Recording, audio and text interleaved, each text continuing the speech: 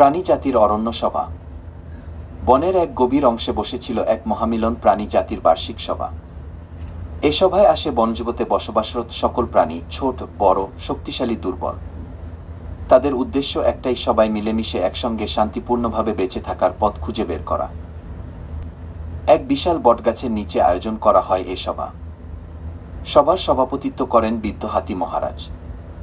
তার ডান দিকে বসেছিল সিংহ রাজা, বনের শক্তিশালী অভিভাবক, আর বাম দিকে বসেছিল চতুর শিয়াল, বুদ্ধির জোরে সব কিছুর সমাধান খুঁজে বের করার ওস্তাদ।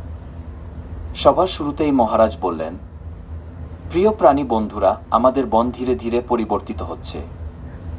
জল কমছে, খাবারের সংকট দেখা দিয়েছে। আমরা যদি একসঙ্গে কাজ না করি তাহলে আমাদের ভবিষ্যৎ অনিশ্চিত হয়ে যাবে। গন্ডার বলল, আমার শক্তি আছে, আমি সব সমস্যার সমাধান করতে পারবো। তবে ময়ূর বলল, শক্তি দিয়ে সব হয় না, আমাদের পরিকল্পনার প্রয়োজন।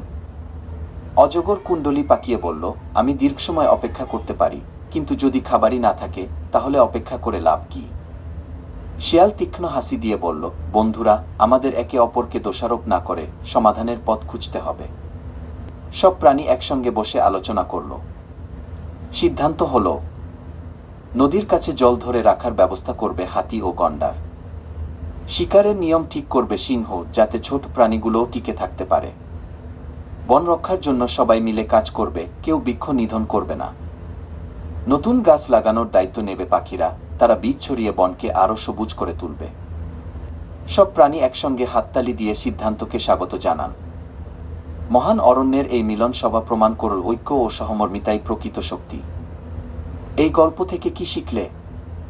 কমেন্ট করে জানাবে বন্ধুরা, এবং চ্যানেলটি সাবস্ক্রাইব করে আমার পাশে থাকবে। সবাই এখানেই বিদায় নিলাম, সবাই ভালো থাকবে। কেমন?